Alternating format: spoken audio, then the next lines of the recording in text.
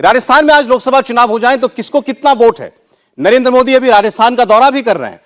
राजस्थान की तस्वीर बिल्कुल एक तरफा दिखाई दे रही है। 49% वोट, 49% वोट बीजेपी को मिल सकता है, 40% वोट कांग्रेस पार्टी को जा सकता है और 11% वोट अन्य को मिल सकता है। ये 25 सीटों के लिए, जो राजस्थान की 25 सीटें हैं उसका सर्वे का नतीजा आप देख रहे हैं। 49% वोट बीजेपी को हासिल हो सकता है और 40% कांग्रेस पार्टी को। याद कीजिएगा 2014 और 2019 वो स्वीप यहां बीजेपी का था।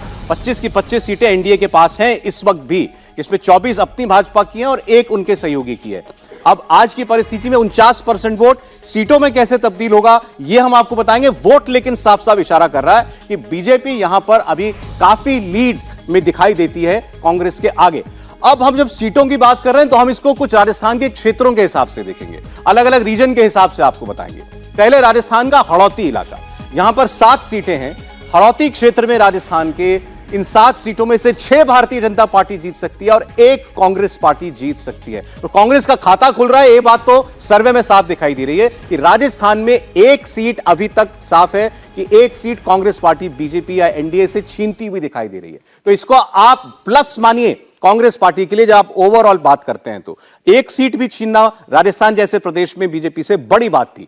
अब अगला मारवाड़ का इलाका, मारवाड़ के रीजन में भी 7 सीटें हैं। यहां 2 सीटें कांग्रेस को मिलती हुई दिखाई दे रही हैं, 5 सीटें बीजेपी, 2 सीटें कांग्रेस। अभी तक आप देखिए इन 14 में से राजस्थान की 4 सीटें बीजेपी को, 3 सीटें कांग्रेस पार्टी को जाती हुई हमें दिखाई दे रही है। यानी कुछ नुकसान बीजेपी को 19 की तुलना में राजस्थान में होता हुआ दिखाई दे रहा है। मेवाड़ की 8 सीटें क्या बताती हैं? मेवाड़ की 8 सीटों में से 7 सीटें जो हैं वो बीजेपी जीत सकती है, 1 सीट कांग्रेस पार्टी और निकाल सकती है राजस्थान से। बीजेपी 7, कांग्रेस पार्टी 1 मेवाड़ में।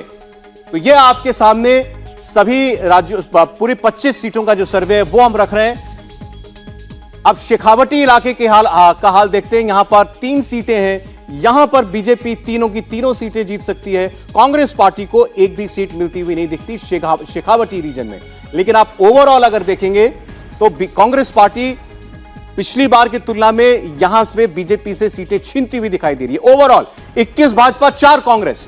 जो 14 में और 19 में बीजेपी या एनडीए 25 और कांग्रेस 0 होता था, वो आज बीजेपी 21 और कांग्रेस 4 हो सकता है। तो सीधे सीधे 19 का जो गणित था उसमें बीजेपी -4 कर दीजिए, कांग्रेस +4 कर दीजिए। राजस्थान में 21 सीटें स्वीप ही है, लेकिन बीजेपी का 19 का परफॉर्मेंस नहीं है। ये यहां कांग्रेस पार्टी डायरेक्ट फाइट में 4 सीटें बीजेपी से छीन सकती है। यह हमारा ओपिनियन पोल बता रहा है। संजीव श्रीवास्तव साहब, 21-4 बीजेपी कांग्रेस राजस्थान। नहीं, मुझे लग रहा है कि ये नहीं, बस संजीव जी से पूछा। संजीव जी, बिल्कुल पॉसिबल है, इससे भी ज्यादा।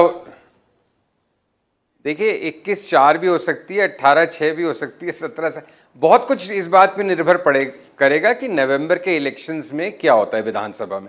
अगर विधानसभा में किसी तरह से कांग्रेस की सरकार रिपीट हो जाती है, क्योंकि अभी कांग्रेस का और बीजेपी का बड़ा कांटे का मुकाबला है विधानसभा में, तो उससे मैं मानता हूं, जो हम पहले बात कर रहे थे कि विधानसभा और लोकसभा चुनाव में अंतर मतदाता के दिमाग में स्पष्ट हो गया है। लेकिन फिर भी एक सत्तारूढ़ पार्टी अगर रिपीट करती है, जो कि नहीं आमतौर पे होता है, 25-30 साल में पहली बार होगा, अगर बाई चांस अशोक गहलोत आते हैं तो वापस, तो उसका भी उसका एडिशनल फिलिप होगा। तो अभी जो 21-4 दिख रहा है वो 20-5 भी हो सकता है, 19-6 भी हो सकता है, मुझे नहीं मालूम। लेकिन डेफिनेटली ये भी बात सही है कि prime minister Modi number 1 choice रहेंगे प्राइम मिनिस्टर के लिए, तो वो आंकड़ा heavily weighed in favour of BJP रहेगा। बट जैसे तुम कह रहे थे सौरभ लगातार कि माइनस हो रहा है बीजेपी के लिए, अब बड़ा चैलेंज जैसे जैसे आपका ये सर्वे आगे बढ़ेगा कि माइनस की भरपाई कहां हो रही है, यही बीजेपी के लिए 2024 की सबसे बड़ी चुनौती है। क्योंकि जहां जहां वो स्ट्रॉन्ग पोल पोजीशन में थे वहां पे वो पीक कर चुके थे। 25 में से 30 तो ला नहीं सकते, अब 25 में से 21 ला रहे हैं तो 4 का नुकसान हो रहा है। यही स्थिति आगे के राज्यों में हो सकती है, तो वो एक बड़ी चुनौती है। तो उसका जो भी सीक्रेट है, उसका जो भी उत्तर है, वो भावेश और आप बताएंगे हमें, सुनने के लिए हम आतुर हैं। चलिए छोटा ही सही, लेकिन नुकसान तो है बीजेपी के लिए राजस्थान में। समीर जी, बिल्कुल, अगर 2014 और 2019 का अगर परिणाम देखें राजस्थान में, तो 55% 2014 में वोट परसेंटेज था और 2019 में 59% करीब बीजेपी को वोट मिला था। तो मुझे लग रहा है जो वोट बैंक बीजेपी का कम हुआ है, हालांकि जो 5 साल का अशोक गहलोत का कार्यकाल रहा है, सचिन पायलट के साथ झगड़ा चलता रहा है और प्रधानमंत्री लगातार राजस्थान पर फोकस कर रहे हैं। अभी 6 महीने के अंदर उनकी 7 से 8 रैलियां हो चुकी है। तो मुझे लग रहा है भारतीय जनता पार्टी के लिए थोड़ा निराशाजनक है, क्योंकि भारतीय जनता पार्टी मान के चल रही है कि 25 में से 24 सीटें किसी भी स्थिति में वहाँ हम जीत लेंगे, जिस हिसाब से भारतीय जनता पार्टी का वहाँ संगठन है और जिस हिसाब से केंद्र की योजनाओं का वहाँ पर काम हुआ और कांग्रेस का जिस हिसाब से भ्रष्टाचार को लेकर लगातार बीजेपी हमलावर है। तो मुझे ऐसा लग रहा है कि आने वाले समय में थोड़ा इसमें परिवर्तन होगा और बीजेपी की सीटें बढ़ेंगी इसमें। देखिए, इंटरेस्टिंग ये है कि 25 में से 21 सीट जीती, आप कह रहे हैं निराशाजनक है बीजेपी के लिए। वो बच्चे वाली स्थिति इसका 95% मार्क का है और माता पिता कह रहे हैं 98 दो बार से लगातार 25 में से 25 देखने की आदत घर वाले इस पर भी खुश नहीं है। 2019 का कुछ नहीं है कि 99 क्यों नहीं है, 99 क्यों नहीं है? 100% क्यों नहीं है? मैं उसका रीजन बता देता हूँ। देखिए, कुछ दिनों पहले जो दिल्ली में प्रोटेस्ट हुआ था जाटों का, मेनली उसको जाट का ही प्रोटेस्ट मान लीजिए, जो रेसलर का प्रोटेस्ट हुआ था, उसके वजह से जाट वोट जो इन ब्लॉक बीजेपी को 2019-2014 में मिला था, उसमें एक बड़ी नाराजगी दिख रही है। जाट वोट बीजेपी के लिए इस बार लोकसभा में वोट करती है, तो वो वोट नहीं करी, वो लगभग 40-60 का हो गया, जिसके वजह से बीजेपी को आप देखेंगे लगभग 10% वोट का नुकसान हो रहा है, जिसके वजह से बीजेपी की ये 4 सीटें जा रही है। हालांकि ये अभी की ग्राउंड रिपोर्ट है, नोबडी नोज कि अब ये अगले 6-8 महीने में क्या होंगे। जी प्रदीप जी। नहीं, हम ये कह रहे हैं कि पिछले चुनाव में जाट वोट काफ़ी हनुमान बेनीवाल ले गए थे। ऐसा नहीं कि बीजेपी को बहुत ज़्यादा, पर अलायंस थी ना सर। हाँ, अलायंस थी, हनुमान बेनीवाल और बीजेपी की अलायंस थी। हाँ, तो इसलिए जो है ये जो 2104 है, देखिए लगातार तीसरी बार 20 से ऊपर सीट 25 में, ये निश्चित रूप से अपने आप में उपलब्धि है। लेकिन वो जो संजीव जी बात कर रहे हैं, मैं उसी बात को आगे बढ़ा रहा हूँ कि ये जो सीटें कम हो रही हैं, उसकी भरपाई कहाँ से होगी? अगर नहीं होती है तो बीजेपी 300 के नीचे आएगी। अगर किसी और राज्य से इसकी भरपाई होती है तो फिर बीजेपी के लिए बहुत ज़्यादा चिंता की बात नहीं होगी। लेकिन यह निश्चित रूप से चुनौती है। आप एवरेस्ट पर पहुंच तो सकते हैं, लेकिन वहां टिक कर रह नहीं सकते, वो बड़ा मुश्किल होता है। तो आप शिखर पर पहुंच गए हैं, वहां टिके रहना लगातार वो बहुत बड़ी चुनौती होती है, जिसका सामना बीजेपी का। देखिए, इसमें एक ट्रेंड और है। 14 और 19 के आप चुनाव का नतीजा देखेंगे, अगर तो स्वीप किया, सारी सीटें जीती एनडीए ने, बीजेपी ने राजस्थान में, वो तो है।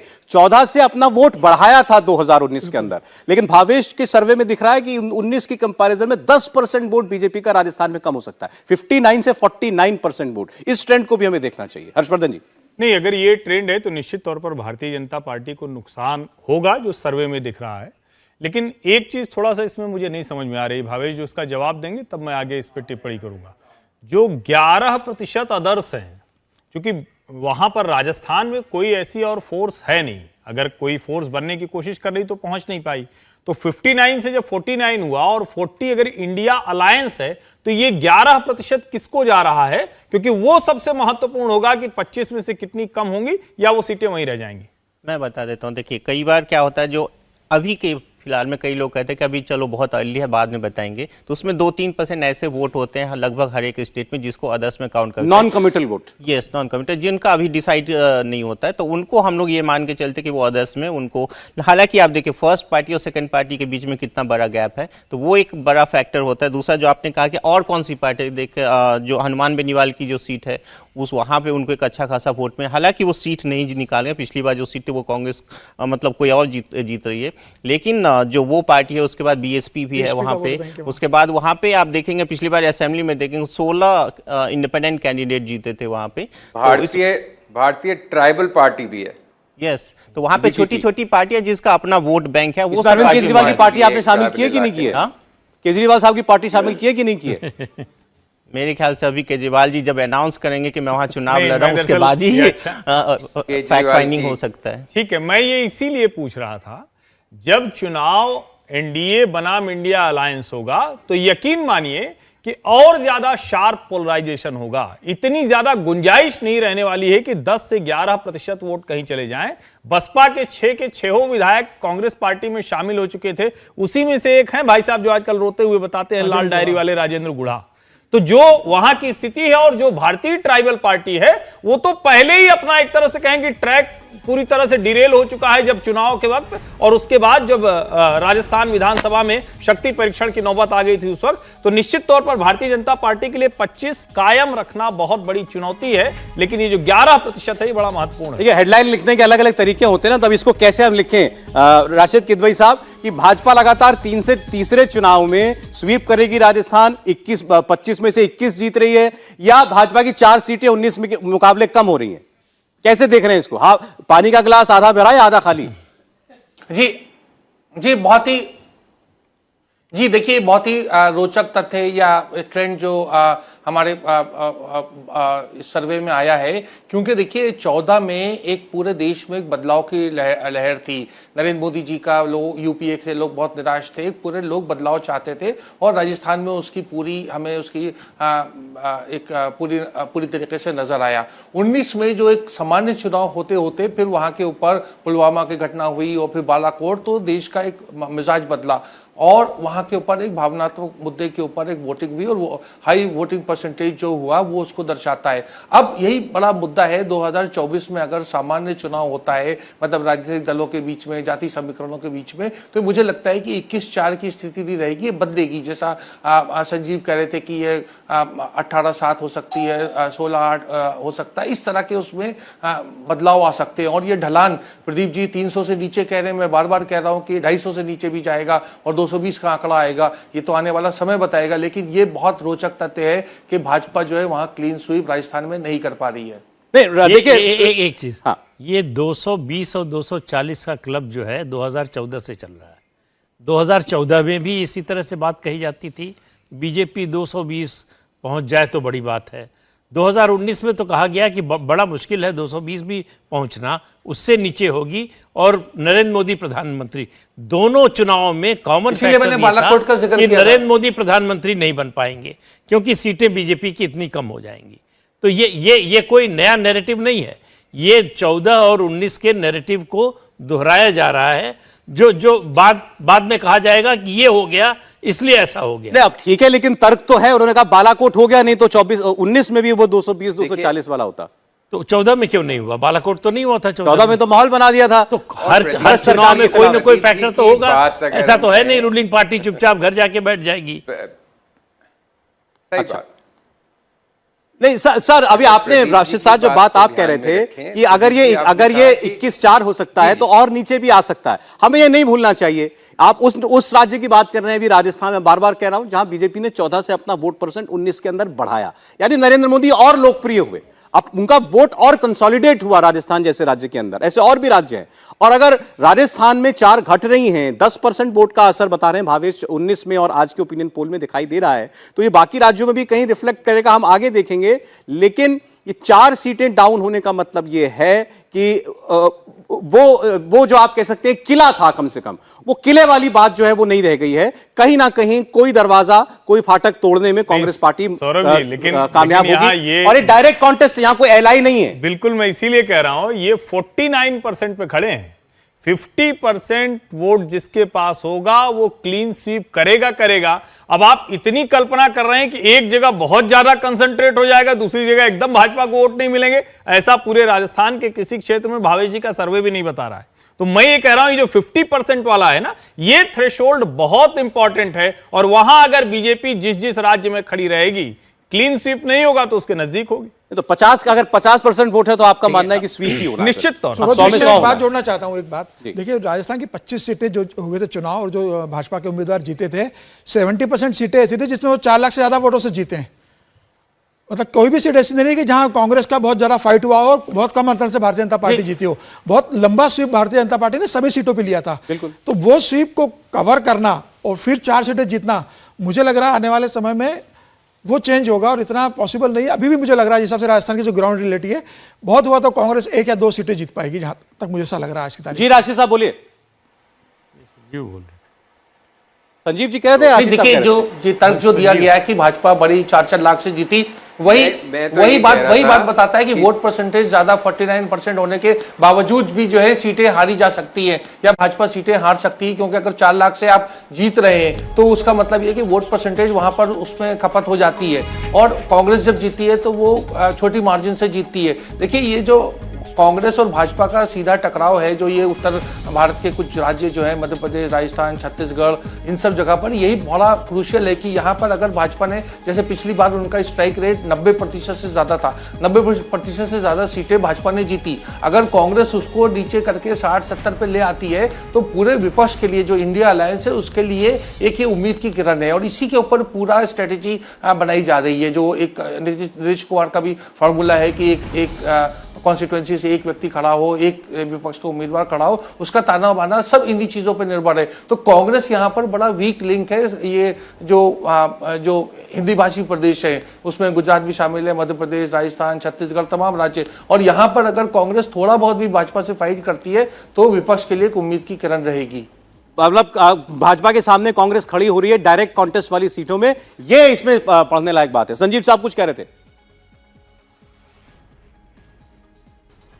बस मैं एग्री कर रहा हूं इस थ्योरी से कि अगर जहां पे वो जो 145-150 सीट्स हैं जहां पे कांग्रेस बीजेपी की डायरेक्ट फाइट है, अगर और जहां पे करीब करीब 90% से भी ज्यादा स्ट्राइक रेट थी, राजस्थान में सारी, गुजरात में सारी, मध्य प्रदेश में एक के छिंदवाड़ा के सिवा सारी, छत्तीसगढ़ में कांग्रेस विधानसभा जीती बट स्टिल 90% सीट्स बीजेपी की, तो ये अगर यहाँ पे 2-2, 4-4 सीट भी कम होती हैं तो अभी देखते हैं कि भावेश आगे के रिजल्ट्स क्या बताते हैं।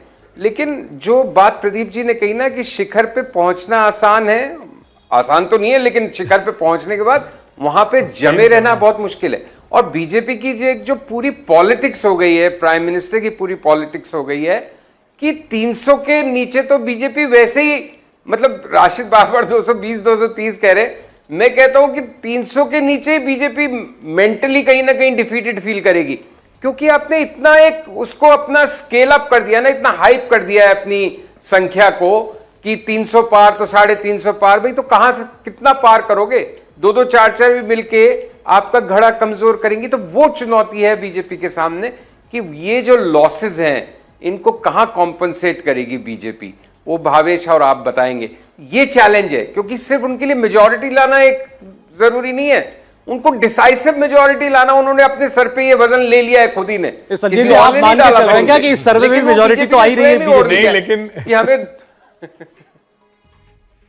नहीं, मैं नहीं कुछ मान के चल रहा, मैं तो इंतजार में हूं भाई। 200 आप 25 साल बाद करीब, राजीव गांधी के बाद पहली बार क्लियर मेजॉरिटी की आई 2014 में, 2019 में और रिपीट हुई, लेकिन क्लियर मेजॉरिटी की बात नहीं होती, 300 पार और उसके पार। तो वो भी एक वजन अब ओढ़ के चलना पड़ रहा है भारतीय जनता पार्टी को, जो एक्सपेक्टेशंस का वेट अपने सपोर्टर्स और स्वयं के लिए उन्होंने बना लिया है लास्ट 9-10 साल में कि हमेशा बेटर करना है। तो बेटर भी नहीं होता तो वो भी एक किस्म की मॉरल हार हो जाती है। नहीं, संजीव जी जो बात कह रहे हैं कि 300 के पार का बोझ लेकर चल रही है बीजेपी, एक और बोझ लेकर चल रही है। इस बार एनडीए का वोट शेयर 50% के ऊपर ले जाना है, उसकी भी कोशिश हो रही है। तो एक नहीं, 2-2 बोझ है, तो दोनों बोझ ऊपर उठाएंगे या नीचे गिराएंगे, ये देखने की बात। अच्छा, आप में से कोई राजस्थान से है क्या? कोई जो या पीछे से कहीं राजस्थान से आते हो? बीजेपी राजस्थान, छत्तीसगढ़, गुजरात, ये वो स्टेट्स हैं जहां मानते हैं राजस्थान है। इधर से, इधर एक कहां से? जी अच्छा, तो आप बताइए जरा, हमें राजस्थान का हाल बताइए। राजस्थान में सर फिलहाल अशोक गहलोत की सरकार है, जो कि जनता को लालच दे रही है, एक तरीके से औरतों को जो है आगे बढ़ावा कर रही हैं, मोबाइल फ़ोन बांटे जा रहे हैं कि जनता से वोट लिए जाए। और फिलहाल अभी जो है मोदी जी राजस्थान का दौरे पे जा रहे हैं, तो अशोक गहलोत ने एक ट्वीट भी किया था कि पैर में चोट लगने की वजह से मैं स्वागत करने या मिलने तो नहीं आ पाऊंगा, लेकिन मैं ट्वीट के जरिए उनका अभिनंदन करूंगा। तो कहीं ना कहीं ये चीज़ें हैं कि आपस में पार्टियों के बीच में जो मतभेद होना चाहिए वो वहाँ पर जारी है कि अशोक गहलोत प्रधानमंत्री के स्वागत के लिए भी नहीं आएंगे। नहीं, अब ये बताइए, आपको लगता है कांग्रेस कुछ बेटर करेगी पहले की तुलना में? सर नहीं, कांग्रेस बेटर नहीं करेगी, क्योंकि कांग्रेस पार्टी में खुद ही बीच में जो था हम देख सकते थे नोकझोंक काफ़ी बढ़ गई थी। सचिन पायलट और अशोक गहलोत, इनके बीच में भी देखा गया था, भारत जोड़ो यात्रा चली थी, पार्टी खुद ही टूट रही थी। तो कहीं ना कहीं जनता को पता है कि किसे वोट करना है, कौन सही उम्मीदवार होगा जो देश की और राजस्थान दोनों की उन्नति में अपना कदम बढ़ाएगा। 18 में राज्य में तो हरा दिया था जनता ने राजस्थान में बीजेपी को, और फिर 19 में चुनाव हुआ तो जिता दिया था। लेकिन सर राजस्थान में हमेशा से यही देखा गया है कि 5 साल बीजेपी 5 साल कांग्रेस, यही चलता है राजस्थान में। लेकिन इस बार ये राजस्थान लोकसभा में क्यों नहीं चलता 5 साल वाला? सर वो तो नहीं, बट राजस्थान में यही होता है, 5 साल कांग्रेस 5 साल बीजेपी। तो इस बार कहीं ना कहीं बीजेपी आएगी। 25 की 25 ले जाएगी आपको लगता है सर पिछली बार की 25 तरह? 25 तो नहीं, क्योंकि इंडिया जो है, इंडिया अलायंस बन रहा है, उसमें कहीं ना कहीं वहां तो अलायंस का कोई है नहीं ना, लेकिन वो तो वहां तो बीजेपी और कांग्रेस सीधी कहीं ना लड़ाई है। कहीं नुकसान तो बीजेपी को होगा, लेकिन बीजेपी आएगी, पार्टी बीजेपी की ही आएगी वहां। अच्छा ठीक है, थोड़ा नुकसान हो सकता है, वही जो बात हम लोग कर रहे हैं, वही 95% नंबर वाली बात है ये। तो राजस्थान का सर्वे हमारे हिसाब से बीजेपी 21, कांग्रेस पार्टी 4 ये दिखाई दे रहा है। अलायंस का यहां कोई खेल नहीं है, यानी सीधे मुकाबले में अगर कांग्रेस पार्टी 4 सीटें निकाल रही है तो भले ही आप बेस बड़ा नीचे है, क्योंकि 50 सीट तो कांग्रेस की पूरी ही है, तो उस लिहाज से आप देखते हैं तो ये अच्छा परफॉर्मेंस कांग्रेस पार्टी का दिखाई देता है कि जहां पर आप 2 चुनाव से मान के चल रहे थे कि कांग्रेस बीजेपी को कोई चुनौती नहीं है, कुछ सीटों पर कांग्रेस पार्टी जो है वो हमें खड़ी होती हुई दिखाई दे रही है। राजस्थान के अंदर ये स्पष्ट दिखाई दे रहा है। कुछ ट्रेंड अगर आपके पास विधानसभा चुनाव का भी हो तो भावेश बताइएगा, लोगों में बड़ी दिलचस्पी है भी विधानसभा में क्या होने जा रहा है। सर्वे किया होगा तो आप ऐसा तो नहीं 2 बार अलग अलग टीमें भेजेंगे? नहीं देखिए, एक बार ही पूछवा लिए होंगे दोनों सवाल आपने। देखिए विधानसभा और लोकसभा में राजस्थान हो या बाकी पूरे अमूमन पूरे देश का माहौल देखे तो लगभग 10% के आसपास वोट बीजेपी को एक्स्ट्रा मिलता है प्राइम मिनिस्टर मोदी के नाम पे। तो आप उसी के अकॉर्डिंग काउंट कर लीजिए, बीजेपी वहां पे फिलहाल एज की स्थिति में जरूर आपने है। 49% वोट दिया है लोकसभा में, आप कह रहे हैं 10% कम कर दीजिए तो 39% वोट। बाकी 5 साल का एंटी इनकम्बेंसी तो है कांग्रेस के साथ, लोग मान नहीं रहे, लेकिन 5% उसका जोड़ देते हैं बीजेपी के लिए। ऐसे मैथमेटिक्स काम नहीं करता। देखिए बहुत सारे परमुटेशन कॉम्बिनेशन देखने के बाद आप पाएंगे कि राजस्थान में कह रहे हैं कि विधानसभा पे अलग शो करिए, हम ऐसे नहीं बताएंगे, ऐसे ही कह रहे हैं आप। बिल्कुल सही पकड़ा आपने, खर्च किया है, बिल्कुल सही, ऐसे मुफ्त में ले जाना चाहते हैं। बिल्कुल सही पकड़ा आपने। पर में एक चीज और जो संजीव जी कह रहे थे, देखिए 190 सीट है देश भर में ऐसे जहां पे कांग्रेस वर्सेस बीजेपी हुई थी 2019 पे। ये वहां कोई तीसरी पार्टी नहीं है, वहां पे तीसरी पार्टी नहीं थी, ठीक है, जिसमें यूपी की भी 4 सीटें हैं और बिहार की भी है और अलग अलग पूरे देश भर की 190 सीटें, जिसमें बीजेपी 175 सीटें जीती थी। और बीजेपी का जो वोट शेयर वहां पे था लगभग 90% सीटों पे 50% से ऊपर था। क्या बताते हैं 90% सीटों पर? 90% सीट जो बीजेपी जीती थी वहां पे उनका वोट शेयर 50% से ऊपर है। अच्छा, इन 190 में से 190 में बीजेपी कांग्रेस की डायरेक्ट फाइट, 175 से 175 बीजेपी जीती और इनमें से 90% सीटों पर 50% से ज्यादा वोट। तो ये इतना गैप है बीजेपी और कांग्रेस के बीच हाँ, में। तो वही चीजें देखना है कि कांग्रेस इस गैप को कैसे पाटेगी। वो हो सकता है, देखिए अभी लोकसभा इलेक्शन में काफी समय, हो सकता है सिनेरियो बदल जाए। राजस्थान में देखिए अभी पहले मैं एक चीज क्लियर कर दूं ताकि लोग कंफ्यूजन ना हो। देखिए सीट का जो कन्वर्जन होता है वोट का, बहुत सारे फैक्टर्स को ध्यान में रखते हुए हम लोग करते हैं, जिसमें किसी पर्टिकुलर सीट का पिछले 3 चुनाव का क्या इतिहास है वो सब ध्यान में रखते हुए। तो 4 सीटें जो दिख रही है उसमें बहुत सारे फैक्टर को ध्यान में रखते हुए किया गया है। हालांकि 2 पार्टियों के बीच में बहुत ज्यादा गैप है यहाँ राजस्थान में, बीजेपी वर्सेस कांग्रेस के बीच में, लेकिन ये 4 सीटें दिख रही है वो एक एंटी इनकमेंसी जो बीजेपी के 24 MP है उसके खिलाफ को रिफ्लेक्ट भी करते, वो भी करते हैं। अभी देखिए समीर जी ने जो बात कही, आपने अभी डेटा से उसको बताया कि वो क्यों सही है, कि मार्जिन बहुत ज्यादा है, 50% से जीती बीजेपी, 4 लाख प्लस वाली मार्जिन वाली सीटें इनमें बहुत सारी हैं। उन्होंने इनका कहना यह था कि पहले आप वो मार्जिन कवर करें फिर उसके ऊपर वोट लाएं। ये इतना बड़ा फासला आ जाएगा 5 साल में, ये नहीं लगता कि कांग्रेस पार्टी कोई सीट निकाल पाए, ये उनका तर्क था। बिल्कुल सही। आप देखिए ना कि बीजेपी और कांग्रेस वर्सेस बीजेपी इसीलिए तो चाहती है, आप देखिए प्रधानमंत्री का या बीजेपी के सभी नेताओं का आप देखिए इतना बड़ा अलायंस विपक्षी पार्टी ने बनाया, लेकिन बीजेपी के टारगेट पे अभी भी कांग्रेस ही है। बीजेपी चाहती है कि ये पूरे चुनाव बीजेपी वर्सेस कांग्रेस ही रहे, उसमें कोई और क्षेत्रीय पार्टी ना रहे, क्योंकि बीजेपी के लिए एक कंफर्टेबल सिचुएशन है कि वो यदि कम से कम वो 190 सीटें जहां पे कांग्रेस के साथ था बीजेपी का फाइट हो, तो वो उस स्थिति में अपने आप को एक एज अपने लिए मान के चलती।